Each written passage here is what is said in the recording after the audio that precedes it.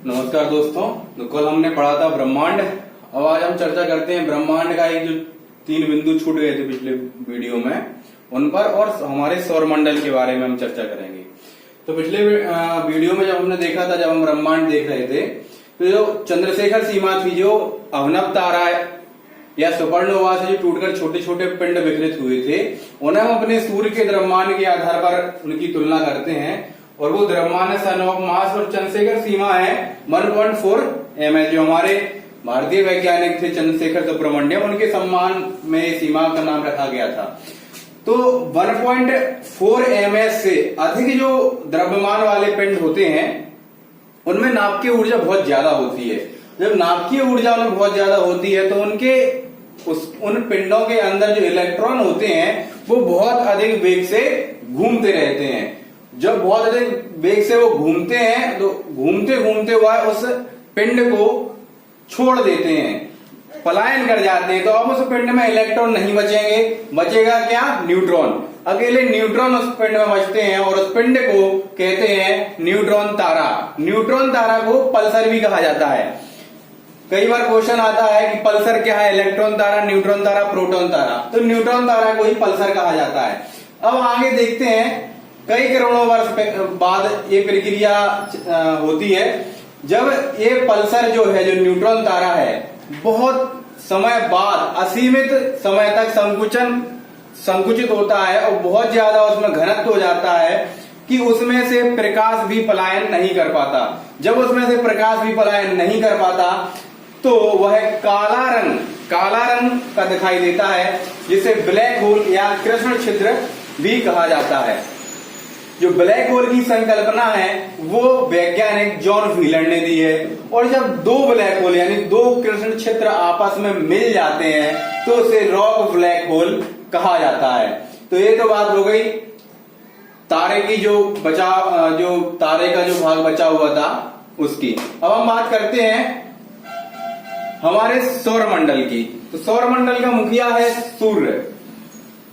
सूर्य हमारे सौर मंडल का मुखिया है, एक तारा भी है। तो हम सूर्य की बात करते हैं तो पहला बिंदु है प्रकाश मंडल।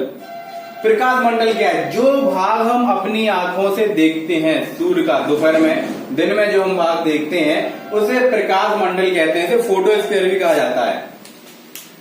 इसे फोटोस्फीयर भी कहा जाता है। और इसकी सतह का ताप होता है लगभग 6000 डिग्री सेल्सियस। अब ये प्रकाश मंडल हो गया। अब बात आती है कोरोना की। कोरोना को हम किरीट भी कहा जाता है। कोरोना को हम किरीट भी कहते हैं। अब किरीट कब देखने को मिलता है? जब सूर्य और पृथ्वी के बीच में चंद्रमा आ जाता है। मान लो चंद्रमा बीच में आ जाता है तो एक बलायाकार हमें भाग दिखाई देता है। ये मान लो बीच में चंद्रमा आ गया, अब हमें क्या रिंग दिखाई देती है। चंद्रमा बीच में आ जाता है, चारों तरफ एक रिंग टाइप की दिखाई देता है, उसे हम कोरोना या किरीट कहते हैं। यही कोरोना या किरीट होती है। इसके बाद हम बात करते हैं सौर ज्वाला की। सौर ज्वाला क्या है? जब सूर्य में उपस्थित जो परमाणु होते हैं वो कभी कभी, जैसे मैंने कहा था कि इलेक्ट्रॉन पलायन कर जाते हैं, उसी प्रकार सूर्य में जो तत्व है वो कभी कभी इसकी कक्षा को छोड़कर पलायन कर देते हैं। जब बाहर चले जाते हैं तो ऊर्जा लेकर यानी ताप लेकर बाहर निकलते हैं। ऐसा लगता है जैसे आग टाइप की इसमें से निकल रही है, उसे ही हम सौर ज्वाला बोलते हैं। इस तरह की जो परमाणु है, ब्रह्मांड की आकर्षण शक्ति जो है, सूर्य की आकर्षण शक्ति है, उससे बाहर चले जाते हैं और ऐसी ज्वाला के रूप में हमें दिखाई देते हैं। उसे हम सौर ज्वाला कहते हैं। और ये सौर ज्वाला जब पृथ्वी के वायुमंडल में प्रवेश करती है, इधर से जब पृथ्वी है इसके वायुमंडल में जब ये प्रवेश करती है तो उत्तरी ध्रुव पर और दक्षिणी ध्रुव पर इसका प्रभाव अधिक देखने को मिलता है। उत्तरी ध्रुव पर इसे हम अरोरा बोरियलिस के नाम से जानते हैं और दक्षिणी ध्रुव पर इसे हम अरोरा ऑस्ट्रेलियस के नाम से जानते हैं। ये क्या करता है? जब यहां पृथ्वी के वायुमंडल में प्रवेश करता है तो ध्रुवों पर ये रंगीन प्रकाश उत्पन्न करता है, जिसे हम अरोरा बोरियोलिस उत्तरी ध्रुव पर और दक्षिणी ध्रुव पर अरोरा ऑस्ट्रेलियस। इसे याद करने का तरीका क्या है कि ऑस्ट्रेलिया जो महाद्वीप है वो पृथ्वी के दक्षिण में है, तो हम याद कर सकते हैं कि अरोरा जो ऑस्ट्रेलियस बनता है वो दक्षिणी ध्रुव पर बनता है। उसके बाद जो सौर ज्वाला जहां से उत्पन्न होती है, जिन बिंदुओं से सौर ज्वाला सूर्य से निकलकर बाहर होती है, उन बिंदुओं को हम कहते हैं सौर कलंक। सौर कलंक वह स्थान है जहां से सौर ज्वाला उत्पन्न होकर बाहर निकलती है। ये सौर कलंक जो सूर्य का जो तापमान है उससे अपेक्षाकृत थोड़े ठंडे रहते हैं, उनसे तापमान थोड़ा इनका ठंडा रहता है। इनका तापमान लगभग 1500 डिग्री सेल्सियस तक रहता है। अब ये तो बात होगी सूर्य की। अब सूर्य में हम और देखते हैं, अच्छा ये सौर जो धब्बा है, जो सौर, इसे सौर धब्बा ही बोलते हैं, तो सौर कलंक या सौर धब्बा भी बोला जाता है। काले धब्बे होते हैं ये। तो इनका जो जीवन काल रहता है वो टोटल 22 वर्ष का रहता है।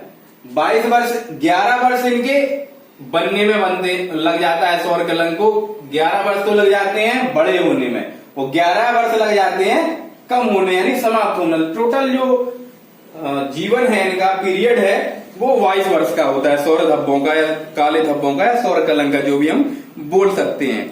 अब इसके बाद देखते हैं, अब जो हमारा सूर्य है, जो मुखिया है हमारे परिवार का, वह जो आकाशगंगा जो हमारी मंदाकिनी है उससे 30,000 प्रकाश वर्ष दूर है। जो सूर्य जो मंदाकिनी का जो केंद्र बिंदु है, मैंने कल के जो ब्रह्मांड हमने देखा था उसमें बताया था कि एक मंदाकिनी में कई अरबों खरब तारे होते हैं। तो उस मंदाकिनी का जो केंद्र बिंदु है उससे हमारे सूर्य की दूरी 30,000 प्रकाश वर्ष दूर है, और यह उस केंद्र बिंदु की, जैसे हमारे जो ग्रह हैं वो सूर्य की परिक्रमा करते हैं, उसी प्रकार जो हमारा सूर्य है वो उस केंद्र बिंदु को 250 किलोमीटर पर सेकेंड की गति से उसके चक्कर लगा रहा है। अब हम बात करते हैं आदित्य फर्स्ट की। तो आदित्य फर्स्ट क्या है? हमारे जो अंतरिक्ष सेंटर है भारत का, इसरो ने सूर्य की सतह के बारे में, सूर्य के और अधिक जानकारी पाने के लिए एक मिशन जो भविष्य में लॉन्च करेगा उसका नाम आदित्य फर्स्ट है। ये लगभग 2023 में इसरो लॉन्च करेगा। अब बात करते हैं इस तारे में, हमने कल कहा था कि जो तारा होता है उसमें ऊर्जा का स्रोत क्या होता है, तो हाइड्रोजन और हीलियम, 4 हाइड्रोजन के परमाणु, 1 हीलियम परमाणु बनाते हैं। नाभिकीय संलयन की इसमें क्रिया होती है। अब हम सूर्य के ताप की बात कर लेते हैं। तो सूर्य का ताप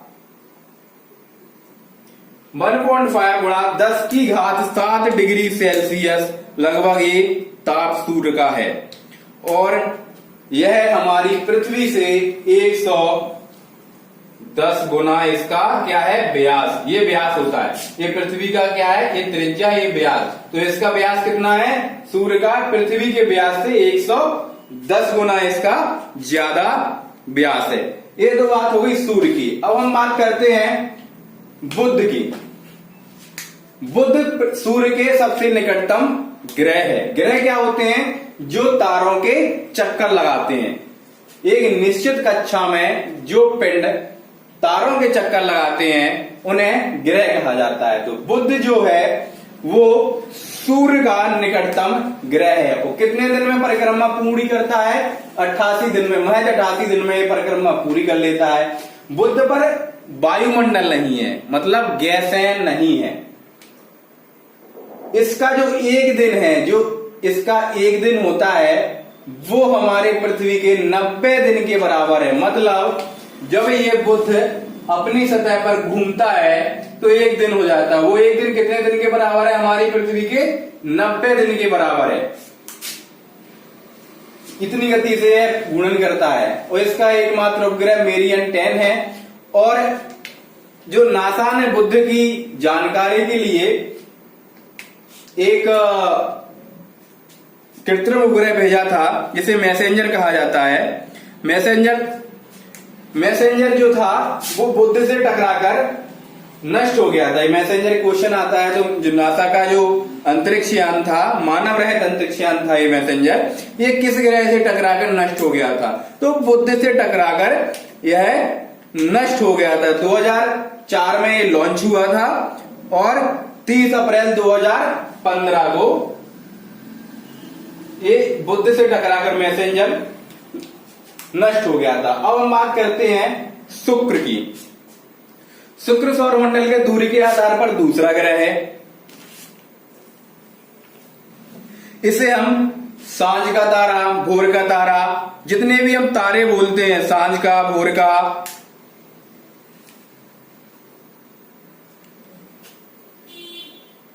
ये सब शुक्र ही है। और शुक्र का जो भौगोलिक स्थिति है वह पृथ्वी के समान है, इसलिए इसे पृथ्वी की बहन भी बोला जाता है। इस पर भी वायुमंडल नहीं है। और इसकी जो शुक्र है, इसकी जो स्थिति है वो एक प्रेशर कुकर की है। बहुत ज्यादा दाब के कारण शुक्र की स्थिति प्रेशर कुकर की तरह है। यह अपनी जो सूर्य की परिक्रमा है यह 225 दिन में पूरी करता है।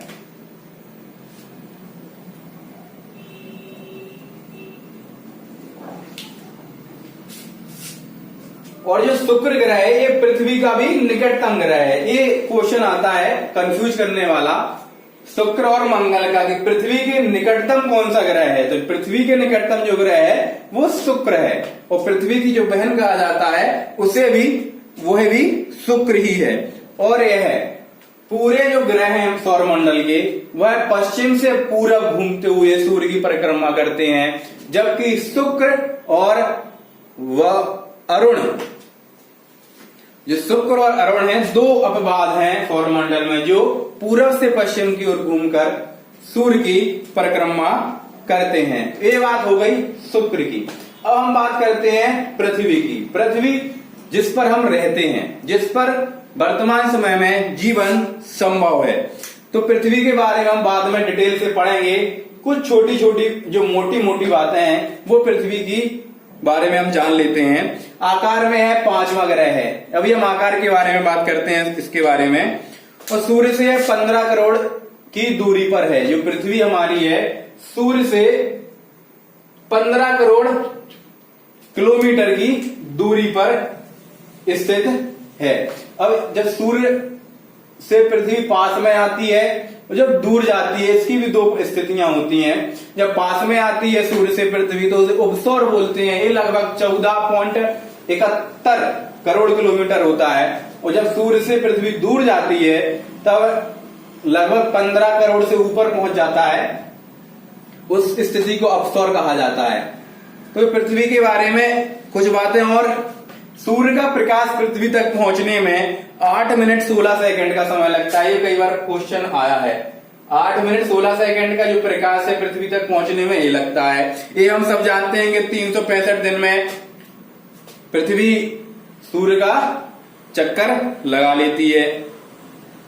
जब ये सूर्य का चक्कर लगाती है हमारी पृथ्वी, तो प्रत्येक वर्ष इसका जो चक्कर लगाने का समय है वो 6 घंटे बढ़ता जाता है। तो 6 घंटे जब बढ़ता जाता है, जब 4 साल होते हैं तो इसका टोटल समय 24 आवर का हो जाएगा, 24 घंटों का हो जाएगा। तो एक दिन बढ़ जाती है, इसे हम लीप वर्ष कहते हैं। वो लीप वर्ष 366 दिन का हो जाता है। फरवरी इसमें 28 से 29 दिन की हो जाती है।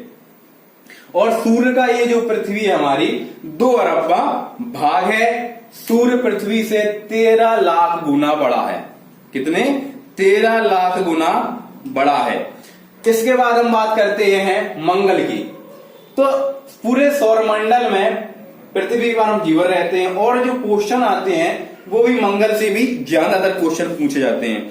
तो मंगल के बारे में हम बात करें तो पृथ्वी से जो मंगल है, मंगल ग्रह है 22.79 करोड़ किलोमीटर दूर है पृथ्वी से मंगल। और यह सूर्य की परिक्रमा 687 दिन में पूरा करता है। मंगल का जो रंग है लाल है। जो क्वेश्चन आता है कि सौरमंडल में लाल रंग का ग्रह कौन सा है, तो मंगल है। मंगल जो ग्रह है वह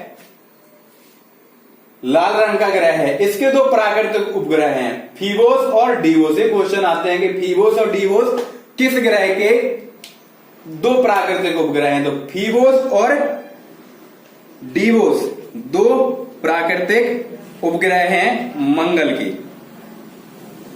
इसके बाद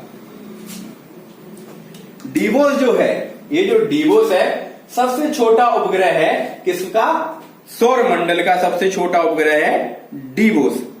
इसके बाद हम बात करते हैं निक्स ओलंपिया की।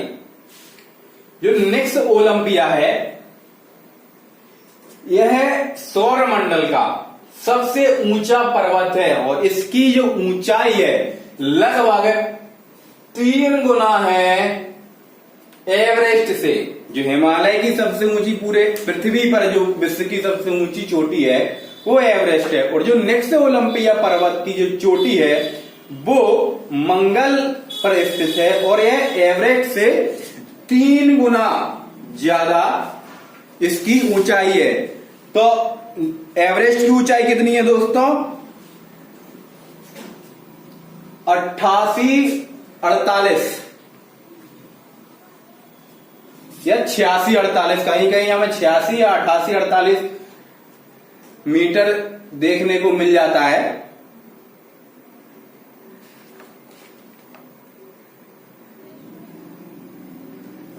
और एक क्वेश्चन और आता है कि नेक्स्ट ओलंपिया पर एक ज्वालामुखी है, उससे ज्वालामुखी का क्या नाम है, तो उस ज्वालामुखी को ओलिपस मेसी,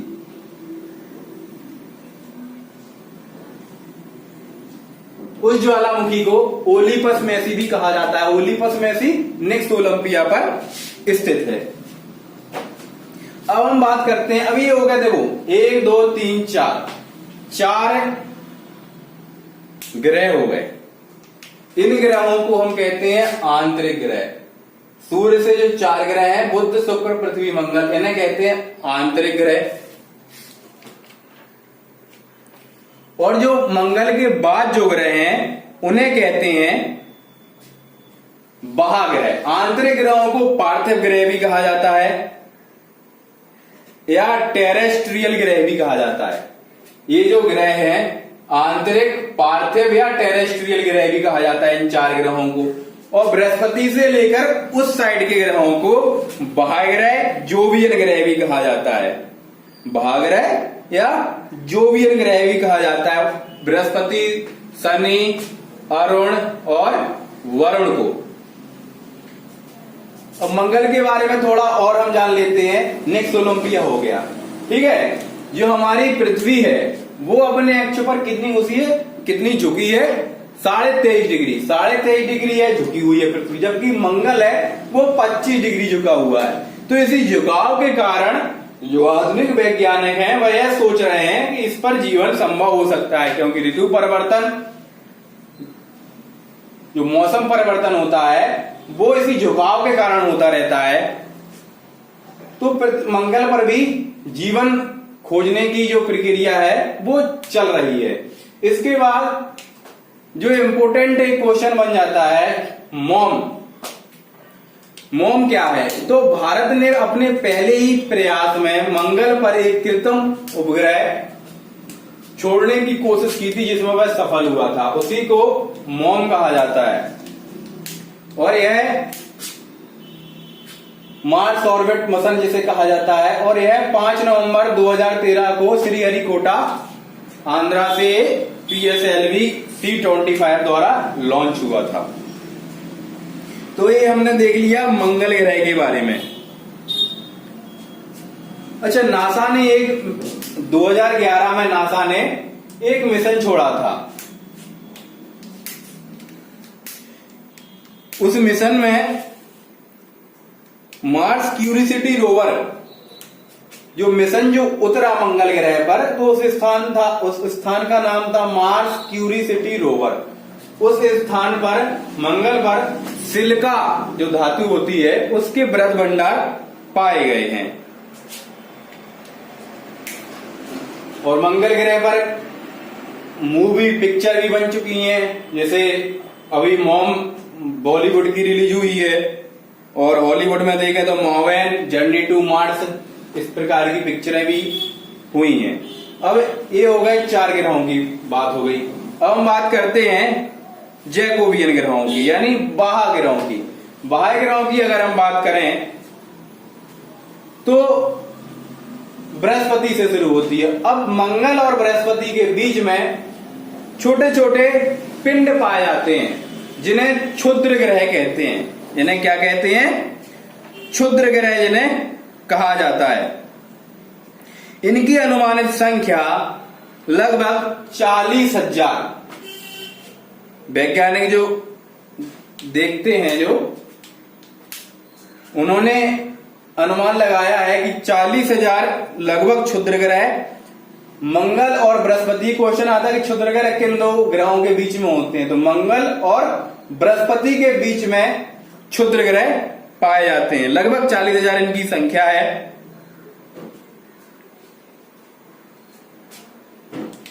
और जापान का हायाबुसा, जो जापान जो देश है, उसका हायाबुसा जो अंतरिक्ष यान था, उसने इकोटोवा नामक एक क्षुद्र ग्रह था, उसकी मिट्टी पृथ्वी तक लाने में सफलता पाई है। और नासा ने 2015 में एक और क्षुद्र ग्रह खोजा था, जिसका नाम था 316201। तो 2015 में संयुक्त राष्ट्र संघ ने ये नासा ने जो खोजा था 316201, जो 2015 में नोबेल प्राइज मिला था मलाला यूसुफजई को, तो उन्हीं के सम्मान में उस पिंड का नाम मलाला यूसुफजई रख दिया गया था। अब हम बात करते हैं बृहस्पति की।